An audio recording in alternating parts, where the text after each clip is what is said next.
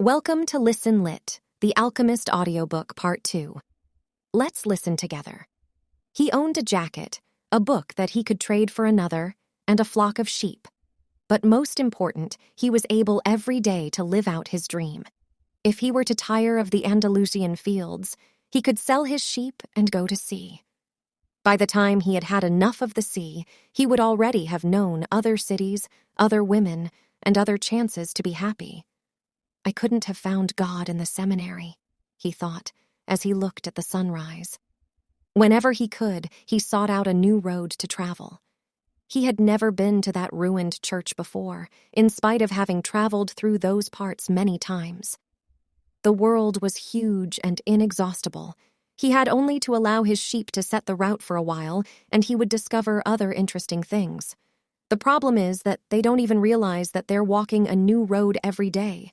They don't see that the fields are new and the seasons change. All they think about is food and water. Maybe we're all that way, the boy mused. Even me. I haven't thought of other women since I met the merchant's daughter. Looking at the sun, he calculated that he would reach Tarifa before midday. There, he could exchange his book for a thicker one, fill his wine bottle, shave, and have a haircut.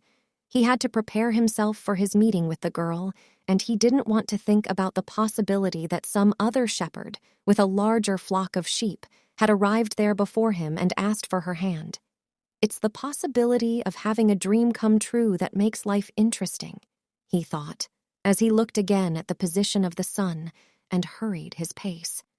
He had suddenly remembered that, in Tarifa, there was an old woman who interpreted dreams. The old woman led the boy to a room at the back of her house. It was separated from her living room by a curtain of colored beads. The room's furnishings consisted of a table, an image of the Sacred Heart of Jesus, and 2 chairs. The woman sat down and told him to be seated as well. Then she took both of his hands in hers and began quietly to pray. It sounded like a gypsy prayer. The boy had already had experience on the road with gypsies.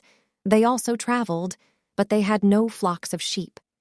People said that gypsies spent their lives tricking others. The boy had already had experience on the road with gypsies. They also traveled, but they had no flocks of sheep. People said that gypsies spent their lives tricking others. It was also said that they had a pact with the devil, and that they kidnapped children and, taking them away to their mysterious camps, made them their slaves. As a child, the boy had always been frightened to death that he would be captured by gypsies, and this childhood fear returned when the old woman took his hands in hers.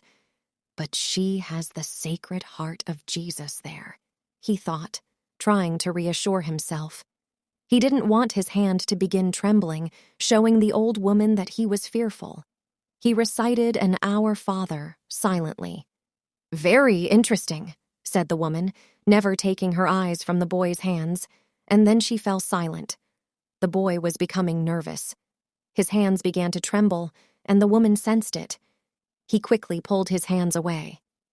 "I didn't come here to have you read my palm," he said, already regretting having come.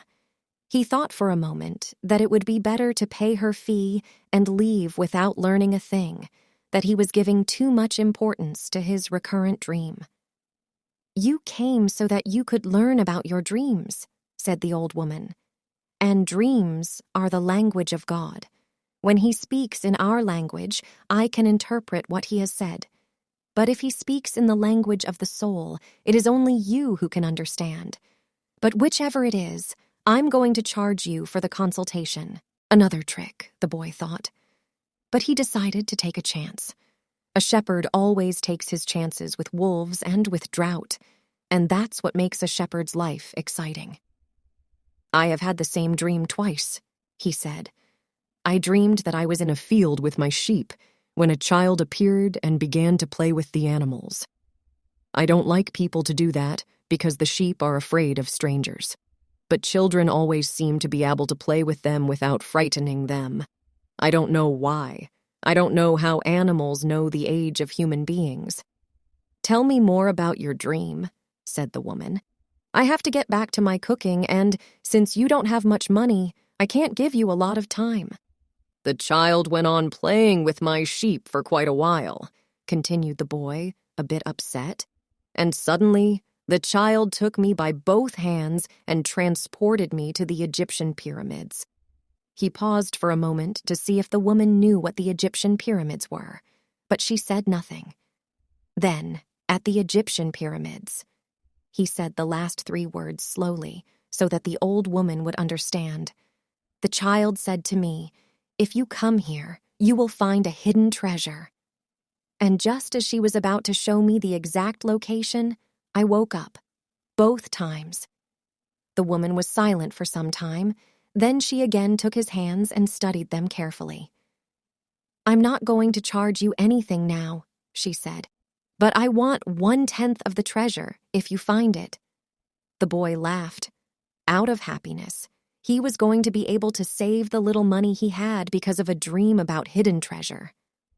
"Well, interpret the dream," he said. "First, swear to me. Swear that you will give me 1/10 of your treasure in exchange for what I am going to tell you."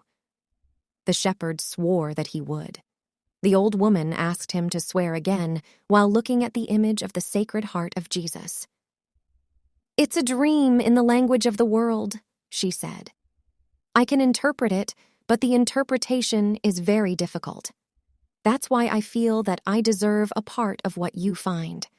And this is my interpretation. You must go to the pyramids in Egypt. I have never heard of them, but if it was a child who showed them to you, they exist.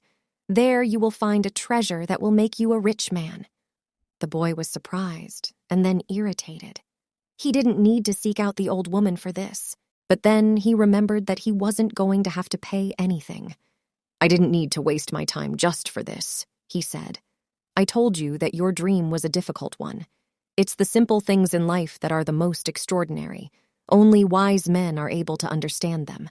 And since I am not wise, I have had to learn other arts, such as the reading of palms. Well, how am I going to get to Egypt? I only interpret dreams. I don't know how to turn them into reality. That's why I have to live off what my daughters provide me with. And what if I never get to Egypt? Then I don't get paid. It wouldn't be the first time." And the woman told the boy to leave, saying she had already wasted too much time with him. So the boy was disappointed. He decided that he would never again believe in dreams. He remembered that he had a number of things he had to take care of. He went to the market for something to eat. He traded his book for one that was thicker, and he found a bench in the plaza where he could sample the new